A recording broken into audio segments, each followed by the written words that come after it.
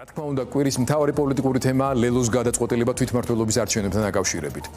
ამიტომ გადაცემას მის მოსალოდნელ შედეგებზე დავიწყებთ. კოალიცია ლელო ძლიერ საქართველოში ამბობენ, რომ უახლოეს მომავალში საარჩევნო კამპანიას დაიწყებენ თბილისსა და რეგიონებში. დარწმუნებული ვართ საკუთარ გადაწყვეტილებაში ეს ამბავი ალბათ კიდევ რამდენიმე დღეს გაგრძელდება და შემდეგ ყველაფერი თავის კალაპოტში ჩადგება.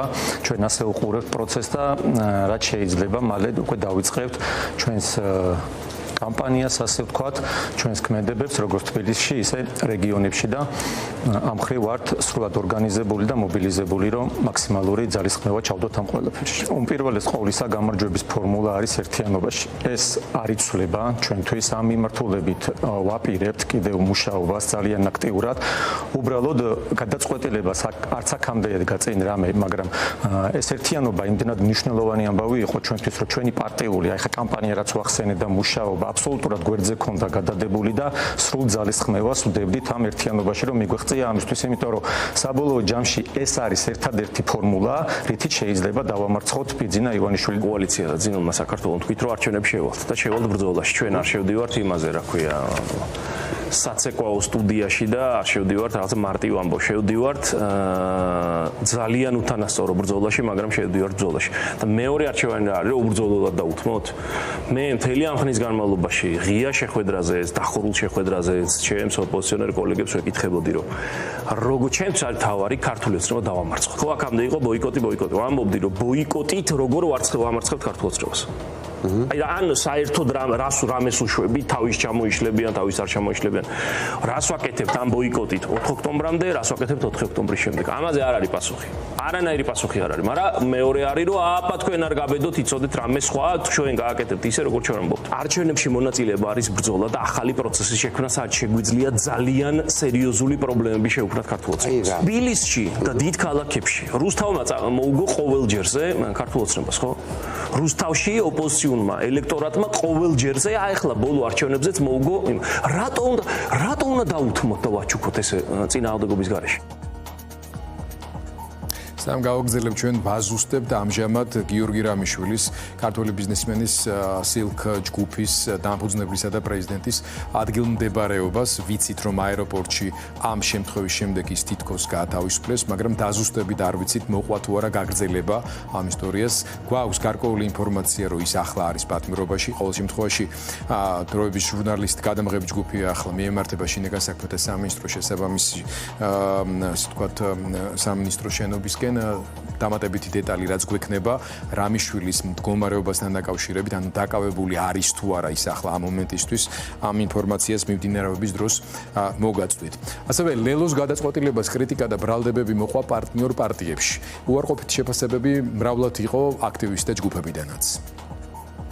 არ უწოდებ არჩევნებს უკვე კარგა ხანია, იმიტომ რომ არასწორ ინფორმაციას და არასწორ შთაბეჭდილებას ტოვებს ეს ჩემი აზრით ადამიანებზე, იმიტომ რომ ხო, პოლიტიკური პარტია თუ ხარ, არჩევნებში უნდა გახვიდე, აბა რა უნდა ქნა, მაგრამ ჩვენ მაგალითად თავისუფლების მოედანი ვიქნებოდით პირველი პოლიტიკური პარტია, რომელიც გამოაცხადებდა ამა თუ იმ არჩევნებში მონაწილეობის შესახებ, იმიტომ რომ განსაკუთრებით ადგილობრივი არჩევნები არის საუკეთესო შესაძლებლობა ახალი პოლიტიკური ორგანიზაციისთვის, რომ განვითარდეს და გაძლება. ეს არ არის არჩევნები.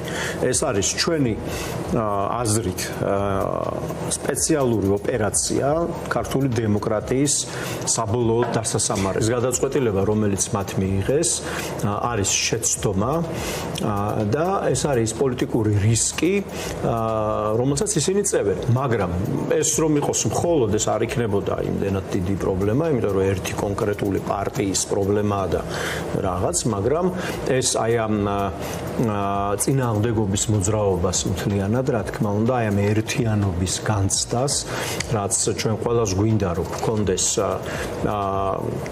არღვევს და ასევე შესაძლოა გარკვეული ზიანი მიაყენოს საერთაშორისო თვალსაზრისითაც.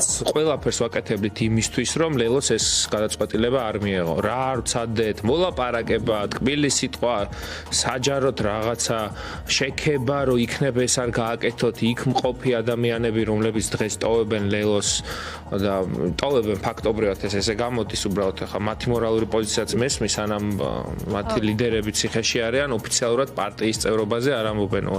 ყველაფერი გავაკეთეთ, რომ ეს არ მომხდარიყო, მაგრამ მე მინდა რომ ჩვენს ამომრჩეველსაც და არა მხოლოდ ჩვენ ამომრჩეველს, ყველა მხარდამჭერს ოპოზიციური აზრის, დასავლური აზრის, თავისუფალი აზრის უთხრა რომ ხახნო არ დაქცეულა ამით ქვეყანა რა. დავიღალეთ ჩვენც უკვე მწყემსვით და იმის გამოცნობით ვის რა უნდა, რა ინტერესი აქვს, რის გამო აკეთებს ამას. ფაქტი არის ესეთი, რომ დღეს ბიძინა ივანიშვილმა ოპოზიციას გამოგლიჯა ლელო. ლელო აღარ არის დღეიდან ჩემთვის ოპოზიციური პარტია. ლევან ძალიან რადიკალურია ამ შემთხვევაში და კატეგორიული, თუმცა მისი პოლიტიკური პარტიის ლიდერი, რომელიც უკვე დიდი ხანია რაც საპატიმროში იმყოფება, გამოეხმაურა ასევე ამ გადაწყვეტილებას. სულ რამდენიმე წუთი წინ მიხეილ სააკაშვილმა წერილი გამოაქვეყნა და ამბობს, რომ ლიდერების დეფიციტის პირობებში თვითორგანიზება ერთადერთი სწორი გამოსავალი. ამის შესახებ საქართველოს მესამე პრეზიდენტი მიხეილ სააკაშვილი სოციალურ ქსელში პოსტს აქვეყნებს. ამ სიტუაციაში საქართველოს სრული ანომალია, ის მანამდე მიმოიხილავს რეგიონში განვითარებულ მოვლენებს, ამიტომ მთლიანად პოსტს ვერ ვკითხულობ, მაგრამ შემდეგ აგრძელებს აი ამ ფონზე, რაც ხდება რეგიონში, აზერბაიჯანის, სომხეთი და არა მარტო. ერთის მხრივ საზოგადოებას ბოლომდე შეზულდა ივანიშვილი და მისი ხროვა, ამ ბანდიტური დაჯგუფების ძალადობა, თავგასულობა და უსამართლობა, წერს მიხეილ სააკაშვილი. ქართველები სამართლიანად თვლიან, რომ ჩვენთვის საერთაშორისო იზოლაცია დამღუპველია. თვითონ ხოცებს არ წხვენიათ აღიარება თავის პოლიტიკური კუთვნილების, ვინაიდან თვითონაც განიცდიან გაჭირვებასა და დამცირებას. ამ სიტუაციაში სულ გვესმის, რომ ასე ვეღარ გაგრძელდება და რაღაცა მოხდება. თუმცა უნდა გავიაზროთ, რომ ეს რაღაც თავისით ვერ მოხდება. საზოგადოების აქტიურმა ნაწილმა უნდა აიღოს ხელში ინიციატივა და შეწყვიტოს ერთი და იგივე წრეზე სიარული. გეოპოლიტიკური პროცესები ძალიან გვეხმარება, მაგრამ ჩვენც არ გვაქვს დასაკარგი დრო. ლიდერების დეფიციტის პირობებში თვითორგანიზება ერთადერთი სწორი გამოსავალი, წერია მიხეილ სააკაშვილის წერილში, რომელიც მის პირად Facebook გვერდზე გავრცელდა.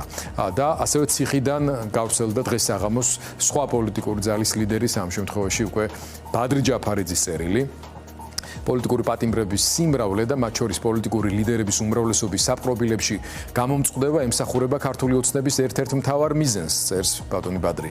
ჩვენი ქვეყნის მოქალაქეებმა ხელი ჩაიქნიონ, დაკარგონ დადებითი ცვლილებების იმედი და შეწყვიტონ წინააღმდეგობა, რის შედეგადაც ქართული ოცნება დაუბრკოლებლად მოიპოვებს სრულ ერთპარტიულ კონტროლს ყველა ინსტიტუციაზე, მმართველობით ორგანოსა და საზოგადოებრივი ცხოვრების ყველა სფეროზეც კი.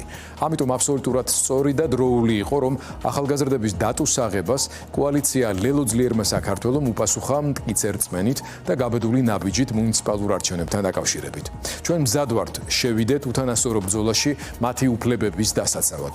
ქართული ოცნების ერთ-ერთ მთავარ მიზანს ასევე წარმოადგენს პროდასავლურ ეროვნულ პოლიტიკურ ძალებს შორის განხეთქილების ხელშეწყობა, დაპირისპირების პროვოცირება და სწორედ ამ ზაკრულ მიზანს ემსახურება ის ბოლო განცხადება, რომელიც მათ გაავრცელეს მიხეილ ყაველაშვილის სახელით. ცხადია, რომ ქართული ოცნების ნებისმიერ ამგვარ მცდელობა ჩვენ უნდა ვუპასუხოთ ძალისხმევის გაერთიანებით და ერთობით და იქ, სადაც ამას ვერ ვაღწევთ, ერთმანეთის პოზიციების პატივისცემით. თავისუფლება ყველა პოლიტიკურ პატიმარს, წერს ბადრი ჯაფარიძე 214 საქმიდან. და ამ ეტაპზე მუნიციპალურ არჩევნებში მონაწილეობას გეგმავენ კოალიცია ძლიერი საქართველო, გახარია საქართველოსთვის და იაგო ხვიჩიას გირჩი. უცნობია რა გადაწყვეტილებას მიიღებს ანადოლიძის პარტია ხალხისთვის. ლელოსა და გახარიას გუნდში მიაჩნიათ, რომ აუცილებელია საერთო კანდიდატებზე შეჯერება და ამ საკითხზე მოლაპარაკებების დაწყება. და იყოს ისეთი პოლიტიკურად ნეიტრალური კანდიდატები, რომლებსაც ხმის მიცემას შეძლებს ის იმ პარტიის მხარდამჭერებით, რომლებიც შეიძლება ბოიკოტში დარჩენ. მაგალითისთვის, მე ხო არ ვამბობ, რომ უნდა იყოს პარტიული წარმომადგენლობი ამა თუ იმ ქალაქის მერობის კანდიდატი. არა, ეს ნეიტრალური ხალხი უნდა ვიპოვოთ. ისეთი ხალხი, რომელსაც ხმის მიცემის შესაძლებლობა ექნებათ იმ მოქალაქეებსაც, რომლებიც სხვა დროს სხვა პარტიას მიცემდნენ ხმას. შეიძლება ისეთ პარტიებს, რომლებიც ახლა ბოიკოტში არის. შესაბამისად, ჩვენ ესრე უნდა გავაფართოვოთ, ამ ხალხს უნდა ველაპარაკოთ, ამ ხალხს უნდა აუხსნათ. მე განვიხილავ ერთადერთ შესაძლებლობას, ეს უნდა იყოს სრული კოორდინაცია. არ უნდა იყოს არც ერთი მაჟორიტარული უბანი, სადაც ორი ოპოზიციური პარტია ერთმანეთს შეებრძოლება. ესეთი არ უნდა იყოს, ეს უნდა გამოვრიცხოთ. შეიძლება სადღაც დარჩეს, მაგრამ თუ არის ერთი მეორე მხელი არ უნდა შეუშავოთ. აქვს თუ არა ერთიანობას პერსპექტივა საერთო მიზნისთვის, მანამდე მის შედარებით ტრადიციულ პარტნიორებთან. კოალიცია ლელოძლიერი საქართველოს დიალოგისთვის ისევ მზადაა. მიაჩნიათ, რომ ჯერ კიდევ არსებობს მოლაპარაკებების რესურსი, სწორედ ამიტომ მოუწოდებენ პროდასავლურ ძალებს ხისტი და შეურაცხმყოფელი შეფასებებისგან თავი შეიკავონ. ამ ეტაპზე ასეთი მოცემულობით ერთიანობის შედეგის მიღწევა სრულიად არარეალისტურად გამოიყურება, მით უმეტეს იმის გათვალისწინებით, რომ გადაწყვეტილების ისტორიაში ლელოში თავად პარტიის ცალკეული ლიდერების დარწმუნება შეუძლებელი აღმოჩნდა. ასეთი პოზიცია საჯაროდ გამოხატეს აწუხვა ყოფილმა თბილისის ორგანიზაციის თავმჯდომარემ და პოლიცსაბჭოს შემდეგმა წევრებმა საბა ბუაძემ, ანა ნაცვლიშვილმა, დია მეტრეველმა და თეონა დოლენჯაშვილმა. მეგობრებო, ცხოვრებაშიც და პოლიტიკაშიც ყოველთვის ვაკეთებდი იმას, რისიც მჯეროდა, რაც სწორად მიმაჩნდა ვითარების და კონტექსტის გათვალისწინებით.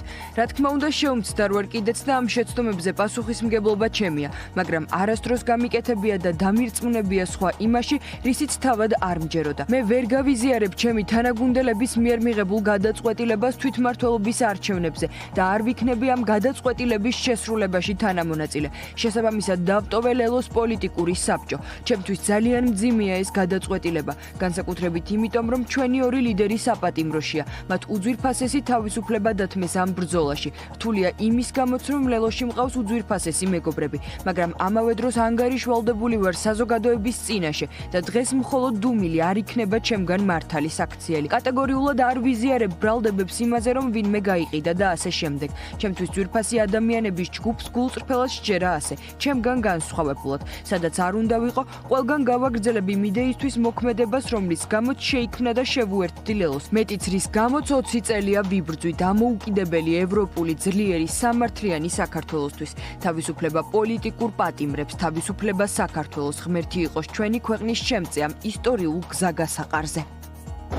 ძალიან დიდი შეცდომად მიმაჩნია და არ ვეთანხმები ასეთ ვითარებაში ადგილობრივ არჩევნებში მონაწილეობას. ვთვლი, რომ ადგილობრივ არჩევნებში მონაწილეობა ეწინააღმდეგება იმ გზას, რომელიც ყველამ ერთად ავირჩიეთ საპარლამენტო მანდატების დატოვების შემდეგ. ამ ყველაფრის გათვალისწინებით წარმოუდგენლად მიმაჩნია რაიმე ფორმით ვიყო ამ მცდარი ნაბიჯის თანამონაწილე. მივიღე გადაწყვეტილება დავტოვო ლელოს თბილისის ორგანიზაციის თავმჯდომარის პოზიცია. ასევე ვტოვებ ლელოს პოლიცსაბჭოს და რიგითი წევრის სტატუსით ვაგრძელებ საქმიანობას იქამდე, სანამ მამუკა და ბადრი არ გათავისუფლებიან.